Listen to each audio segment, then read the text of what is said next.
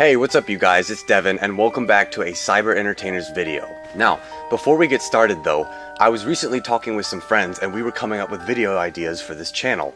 One of them suggested duct taping me to a pole and torturing me. I should probably get some new friends. However, instead of just giving you this video, you're gonna have to earn this one. So here's my deal. I bet that not even 5 of you will at least go get one other friend to subscribe to this channel. Not even 5. However, if I am wrong on this bet, I end up getting duct taped to a pole and possibly tortured.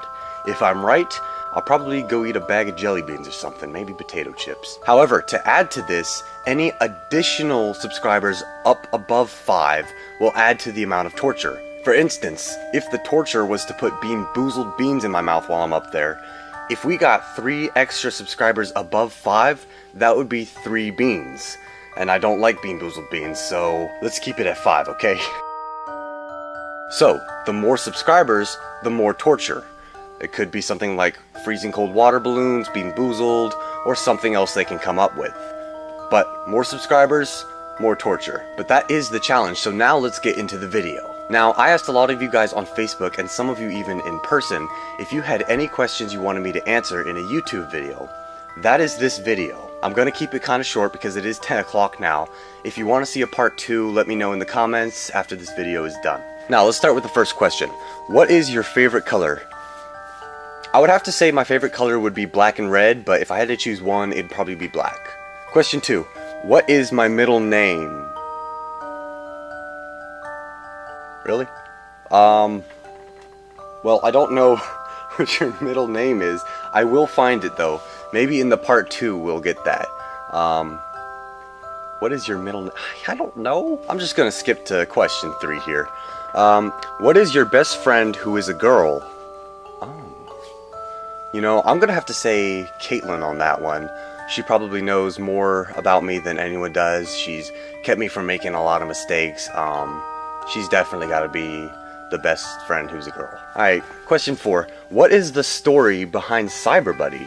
Oh, good question. So, you guys know him as CyberBuddy, but behind the scenes, we have been calling him Project CEM-V1.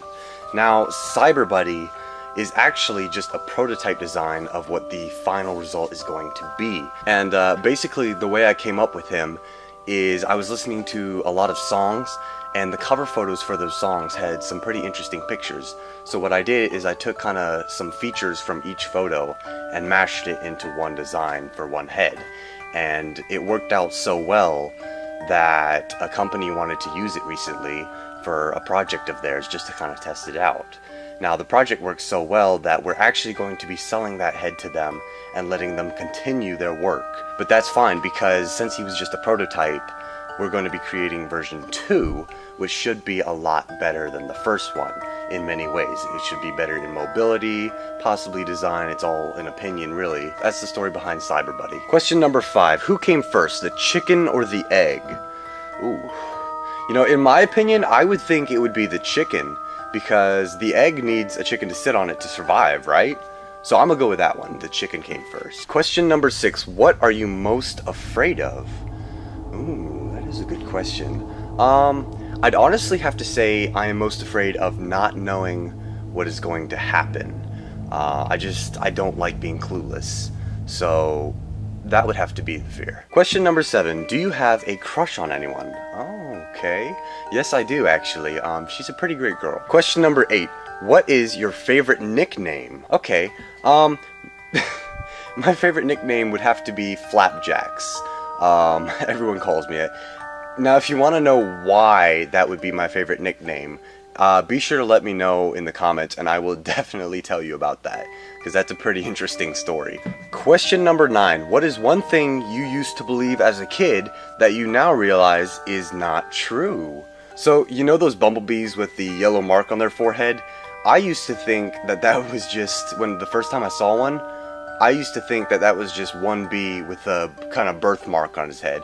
And every time I would go outside, I would see this bee hanging around in some area, and I would think, oh, it's the same bee again. He must try to be my friend or something.